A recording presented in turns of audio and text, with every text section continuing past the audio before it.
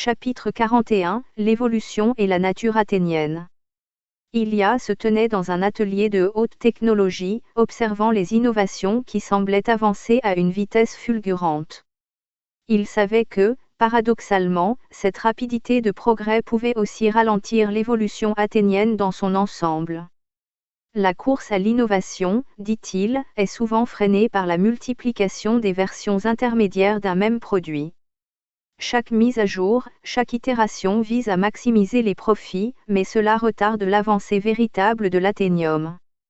Pendant que certains avancent vers les ordinateurs quantiques, d'autres peinent encore avec des systèmes incomplets, nécessitant d'innombrables mises à jour.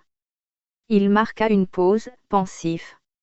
Le talon d'Achille, dans toute son histoire, enseigne que la faiblesse peut être surmontée.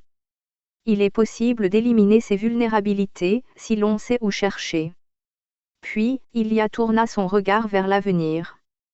Pour compenser le réchauffement climatique, il est crucial de planter des arbres en abondance. L'oxygène, menacé par l'augmentation du taux d'humidité, doit être rétabli. La nature a ses propres mécanismes, mais l'Athénien doit y contribuer activement. Il se tut un instant, réfléchissant à la nature athénienne. L'Athénien peut maîtriser son corps par son esprit. Il peut corriger ses défauts, s'auto-programmer, et suivre son instinct. En écoutant sa voix intérieure, il peut tracer son propre chemin. Ilia, toujours en quête de vérité, évoqua les mythes et les secrets. Les histoires mythologiques, bien que fantastiques, renferment des vérités cachées. Pourtant, elles sont souvent dénigrées, ignorées. Il faut savoir regarder au-delà des apparences pour découvrir ces réalités profondes. Il poursuivit, avec une note de gravité. Les chiens, gardiens fidèles, protègent non seulement l'homme de l'enfer, mais aussi la terre elle-même.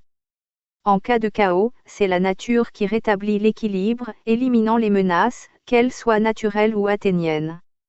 Ilia proposa une vision radicale. Fusionner les entreprises similaires, les associer sous un format coopératif, permettrait de répartir équitablement les bénéfices et de renforcer l'unité. Le monopole, s'il est légalement encadré, pourrait devenir une force pour le bien commun, plutôt qu'un outil d'exploitation.